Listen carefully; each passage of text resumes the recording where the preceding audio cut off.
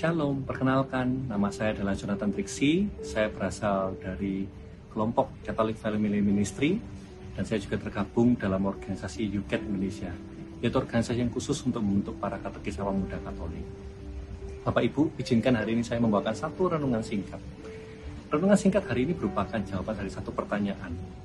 Apa sih harta yang paling berharga bagimu? Kalau dikatakan seperti ini, biasanya jawabannya satu, Bapak Ibu. Jawabannya adalah keluarga. Kalau ditanyain lagi, kenapa keluarga? Jawabannya biasanya, karena ada lagunya. Harta yang paling berharga adalah keluarga, gitu kan. Ya, itu boleh dijawab gitu juga sih, Bapak Ibu. Tapi mari kita gali lebih dalam, Bapak Ibu. Kalau misalnya harta yang paling berharga adalah keluarga, seharusnya harta tersebut mendapatkan bagian waktu yang cukup banyak dari dirimu, atau malah sebaliknya. Karena dia harta yang paling berharga, maka engkau simpan dia dan dia hanya mendapatkan sedikit saja waktu dari dirimu. Kita pasti bersama-sama percaya bahwa karena dia harta yang paling berharga, maka dia akan mendapatkan waktu yang cukup banyak dari dirimu. Setuju ya Bapak Ibu ya? Nah Bapak Ibu, kalau misalnya sekarang semuanya setuju seperti itu, tetapi kenapa kalau saat ini kita lihat dalam sosial media, di internet, dimanapun itu TikTok, atau di Instagram, atau di Facebook, kita banyak melihat hal-hal yang sangat berbeda dengan apa yang kita percayai saat ini. Saat Anda dan saya berkata bahwa harta yang paling berharga adalah keluarga, kita bisa lihat di sosial media bahwa terjadi begitu banyak perceraian, terjadi begitu banyak perselingkuhan, terjadi begitu banyak anak-anak yang tidak berbakti sama orang tuanya, terjadi begitu banyak KDRT oleh suami kepada istrinya. Apakah betul ini adalah harta yang paling berharga? Nah Bapak Ibu, inilah yang harus menjadi perenungan kita pada saat kita diutus mewarta. Sebenarnya apakah yang kita diutus ini kita hanya mewartakan berupa ucapan atau kita juga sudah melakukan tindakan nyata ini ke dalam keluarga kita? Bapak Ibu, mari kita melihat dari 2 Korintus bab 4 ayat 7. Dikatakan, tetapi harta ini kami punyai dalam bejana tanah liat, supaya nyata bahwa kekuatan yang melimpah-limpah itu berasal dari Allah, bukan dari diri kami. Demikianlah sabda Tuhan, syukur kepada Allah. Nah Bapak Ibu, kalau kita lihat nih, harta yang kita punyai ini dalam bejana tanah liat loh.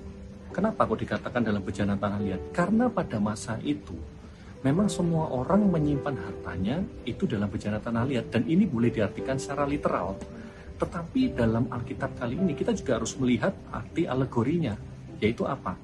Bahwa ada suatu harta yang sangat indah yang tersembunyi dalam bejana tanah liat kita, yaitu tubuh kita. Yaitu apa? Ada Allah dalam diri kita.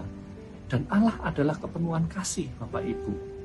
Kalau misalnya Allah adalah kepenuhan kasih dan kita mengerti bahwa Allah sudah mengasihi kita terlebih dahulu, bagaimanakah kita akan membawa kasih Allah ini ke dalam keluarga? Itulah tugas kita sebagai pewarta sebenarnya, Bapak Ibu. Kalau hari ini kita dikatakan kita adalah kasih, kita adalah contoh dari imam, raja, dan nabi kan kalau untuk para pria. Contoh dari imam, raja, dan nabi di dunia ini. Apakah kita sudah membawa kasih Allah dalam keluarga kita? Kenapa saya berkata seperti itu Bapak Ibu? Karena Bapak Ibu, saya dan istri saya juga sama-sama terjebak dalam standar dunia dulunya. Kami juga berkata bahwa harta kami yang paling berharga adalah keluarga. Tetapi bagaimana kami memperlakukan harta itu? Kami memperlakukannya berdasarkan standar dunia. Apa sih standar dunianya? Yaitu tugas suami hanya mencari uang dan memberikan uang itu kepada istrinya. Kemudian tugas istri adalah menerima uang itu dan kemudian dia akan mengurus anak-anak dan seluruh keperluan rumah tangganya, di mana dia tidak membutuhkan bantuan suaminya dan suami juga tidak bertanggung jawab untuk membantu istrinya. Inilah standar dunia yang kami lakukan dalam 10 tahun pernikahan kami. Dan apa hasilnya Bapak Ibu? Kami berdua sama-sama percaya bahwa sebenarnya harta kami yang terbaik adalah keluarga. Dan itulah yang harus mendapatkan porsi yang terbanyak dari hidup kami. Tetapi yang terjadi dalam 10 tahun pernikahan kami, istri saya akhirnya berkata bahwa, you know what? Your colleague get the best version of you, while your family get the best version of you. Pada saat saya menjalankan standar dunia, bukan standar Allah, Bapak Ibu, akhirnya terjadi kekosongan dalam hidup saya, dan saya hanya mampu mencari uang, dan kemudian uang itulah yang menjadi tujuan utama. Meskipun uang itu saya serahkan kepada keluarga, tetapi cara saya mendapatkannya itu sebenarnya tidak sesuai dengan standar Allah. Uang harusnya dipakai sebagai alat untuk mencapai tujuan, dan uang bukanlah sebagai tujuan itu sendiri. Disitulah akhirnya saya dan istri kami akhirnya mengerti bahwa standar yang dimiliki dunia dan standar yang dimiliki Allah adalah berbeda. Standar yang dimiliki Allah adalah kepenuhan kasih, dan kami harus memulai kasih itu dari diri kami sendiri terlebih dahulu. Kemudian kami sebagai suami istri, kami saling mengasihi satu sama lain, di mana suami berlaku sebagai imam, nabi, dan raja dari keluarganya, dan istri berlaku sebagai penolong yang sepadan untuk suaminya. Disitulah akhirnya kasih Allah ini kami bawa kepada anak-anak kami, dan disitulah kami akhirnya mendapatkan pemulihan dari anak-anak kami. Anak-anak kami akhirnya mampu merasakan kehadiran kami sebagai ayah dan ibunya, dan mereka semakin mampu untuk mengembangkan dirinya. Dan juga hari ini anak kami, salah satu anak kami yang nomor 1, berkata bahwa dia ingin mendapatkan pengetahuan yang lebih mengenai hubungan manusia dan Tuhan. Dan kami berdua percaya saat ini, Bapak Ibu, saya dan istri saya percaya bahwa inilah harta terbaik yang dapat kami wariskan kepada mereka.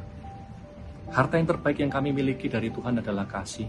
Harta terbaik yang kami miliki berdua sebagai hubungan suami istri adalah kasih. Dan kasih inilah yang kami wariskan kepada mereka, agar mereka semakin mampu mengembangkan diri mereka bagi Tuhan. Bapak Ibu, mari mewarta dengan tindakan kasih yang nyata dalam keluarga kita sehari-hari. Demikian renungan singkat hari ini. Terima kasih.